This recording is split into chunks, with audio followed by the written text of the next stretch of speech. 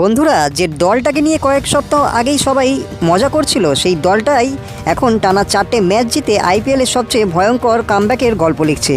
হ্যাঁ বন্ধুরা, অবশেষে কেকেআর ইজ ব্যাক। আজ দিল্লি ক্যাপিটালসকে একেবারে উড়িয়ে দিল কেকেআর। আর এই জয়ের সবচেয়ে বড় হিরো ছিলেন ফিন অ্যালেন। ভাবুন দেখি, যে পিচে দিল্লির বড় বড় ব্যাটসম্যানরা ঠিকমতো রান করতে পারছিল না, সেখানে একা ফিন অ্যালেন খেললেন আগুনের ইনিংস।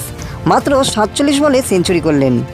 এটা শুধু একটা সেঞ্চুরি নয়, এটা ছিল একটা স্টেটমেন্ট। কেকেআরের ইতিহাসে সবচেয়ে দ্রুততম সেঞ্চুরি করে দিল আবার ফিন অ্যালেন। আর যেভাবে শেষের দিকে ছক্কা মারছিল, মনে হচ্ছিল যেন সে ভিডিও গেম খেলছে। আমি সবসময় একটা কথাই বলতাম, ফিন অ্যালেন যদি একটু সময় নিয়ে খেলে তাহলে একাই ম্যাচ শেষ করে দিতে পারে। আর আজ ঠিক সেটাই হলো। টার্গেট ছিল মাত্র 143, আর ফিন অ্যালেন একাই করলো 100। মানে দিল্লির পুরো টিম যতটা চাপ দিতে চেয়েছিল, ফিন অ্যালেন একাই সেটা শেষ করে দিল। তবে শুধু ব্যাটিং নয়, আজকের জয়ের আসল ভিত তৈরি করেছে কেকেআরের বোলাররা। অনুকূল রয়, সুনীল নারিন আর বরুণ চক্রবর্তী।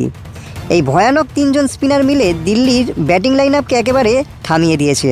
শুরুর দিকে পিচ থেকে তেমন স্পিন হচ্ছিল না, কিন্তু ম্যাচ যত এগিয়েছে স্পিনাররা পুরোপুরি কন্ট্রোল নিজেদের নিয়ে নিয়েছিল। আর কার্তিক ত্যাগের বোলিং, সত্যি বলছি, যত প্রশংসা করব তত কিন্তু কম।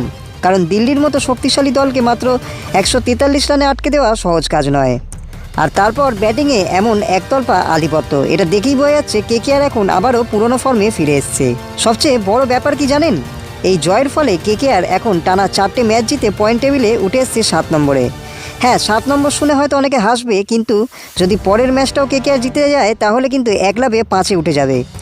মানে প্লে অফের দরজায় একেবারে লাথি মারবে কেকেআর। শুরুর দিকে সবাই বলছিল কেকেআর শেষ হয়ে গেছে, কিন্তু কেকেআর আবারও প্রমাণ করে দিল এমনি এমনি তারা 3বারের চ্যাম্পিয়ন হয়নি। তো বন্ধুরা, এখন তোমাদের কাছে আমার সবচেয়ে বড় প্রশ্ন, যে এই ফর্ম ধরে রাখতে পারলে কি কেকেআর সত্যি প্লে অফে পৌঁছবে, নাকি এখনও আসল পরীক্ষা বাকি আছে? কমেন্টে অবশ্যই নিজেদের মতামত জানাও। আর ভিডিওটা ভালো লাগলে লাইক, শেয়ার, সাবস্ক্রাইব করতে একদমই ভুলো না।